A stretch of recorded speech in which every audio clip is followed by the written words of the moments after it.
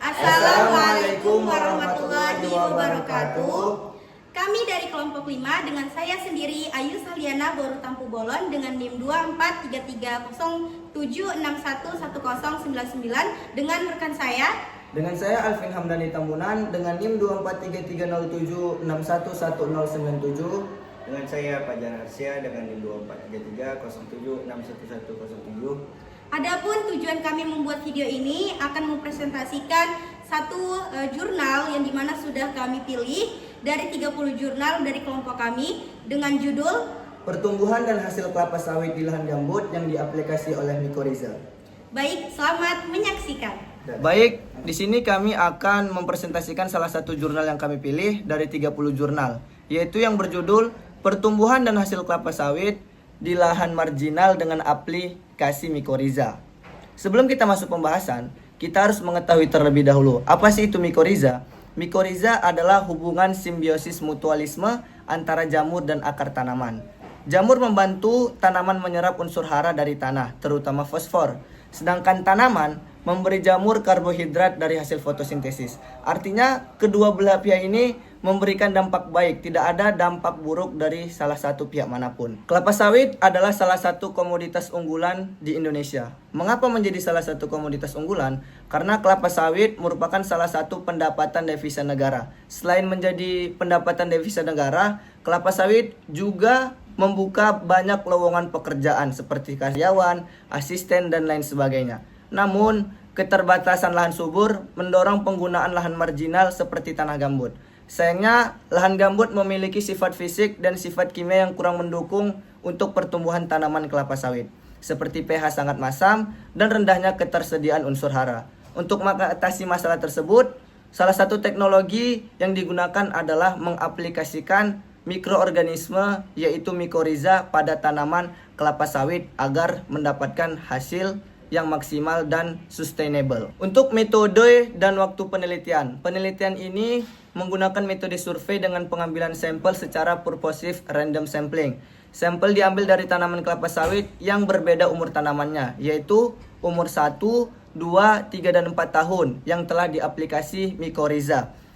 Dilakukan di perkebunan kelapa sawit GNI Palm Plantation, PT Ganda Daerah Hendana, Desa Ukui 2, Kecamatan Ukui, Kabupaten Pelalawan, Provinsi Riau, yaitu pada waktu Oktober 2022 hingga Januari 2023. Baik, saya ambil alih. Kita masuk pada hasil pertumbuhan dan infeksi Mycorrhiza. Nah, pertumbuhan vegetatif yaitu Mycorrhiza mulai menunjukkan pengaruh signifikan terhadap pertumbuhan vegetatif tanaman kelapa sawit pada umur 3 tahun ke atas.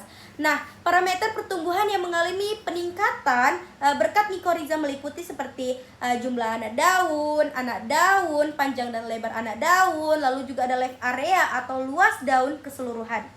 Nah, ini menunjukkan bahwa Mycorrhiza berperan dalam meningkatkan efisiensi penyerapan unsur hara yang mendukung pertumbuhan daun sebagai organ fotosintesis utama.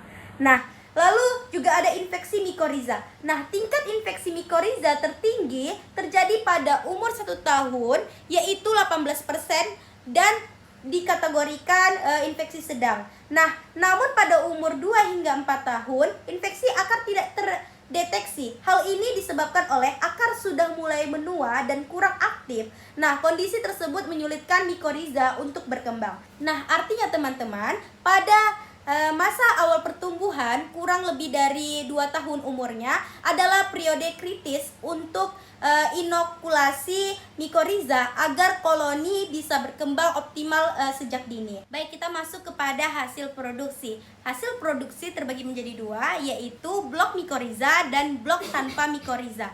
Nah, blok Mycorrhiza ini pada umur 4 tahun, sedangkan blok tanpa Mycorrhiza itu pada umur 16 tahun. Nah, dapat kita lihat bahwa dari perbedaan produksi, standar, serta pencapaian itu sangatlah berbeda. Nah, dalam blok Mycorrhiza, meski belum mencapai standar penuh, penggunaan Mycorrhiza kontribusi positif terhadap peningkatan hasil produksi pada usia tanam muda. Sedangkan blok tanpa Mycorrhiza pada umur 16 tahun, ini menunjukkan bahwa produksi jauh dari target standar, yang menunjukkan bahwa tanaman jangka panjang tanpa Mycorrhiza menghasilkan lebih rendah. Nah, kemungkinan akibat kualitas dan aktivitas akar yang menurun, serta tidak adanya dukungan mikoriza dalam menjaga efisiensi serapan unsur hara. Baik, kesimpulan dari jurnal ini adalah penelitian ini menunjukkan bahwa aplikasi mikoriza sejak awal tahun dapat meningkatkan pertumbuhan yang vegetatif kelapa sawit, terutama mulai umur 3 tahun. Infeksi mikoriza paling tinggi terjadi pada umur 1 tahun. Namun efek positifnya tetap terlihat pada pertumbuhan dan produksi. Tanaman umur 4 tahun dengan mikoriza mampu mencapai 77% dari standar produksi, lebih tinggi dibandingkan tanaman tua tanpa mikoriza. Ini membuktikan bahwa mikoriza efektif meningkatkan hasil kelapa sawit di lahan gambut. Dan adapun sarannya ialah yang pertama, aplikasi mikoriza sebaiknya dilakukan sejak awal tanam saat akar masih aktif. Yang kedua, perlu disediakan tanaman kontrol tanpa mikoriza pada umur yang sama untuk perbandingan lebih akurat. Yang ketiga, kombinasi mikoriza dengan pupuk hayati lain seperti trichoderma dengan meningkatkan efektivitas. Dan yang terakhir, penelitian lanjut disarankan untuk melihat efek jangka panjang dan kemungkinan aplikasi ulang mikoriza. Baik, sampai sinilah presentasi yang dapat kami sampaikan. Semoga bermanfaat bagi kita semua. Apabila ada salah dan kurang, kami mohon dimaafkan. Kami akhiri. Wassalamualaikum warahmatullahi wabarakatuh. Semangat pagi! Pagi!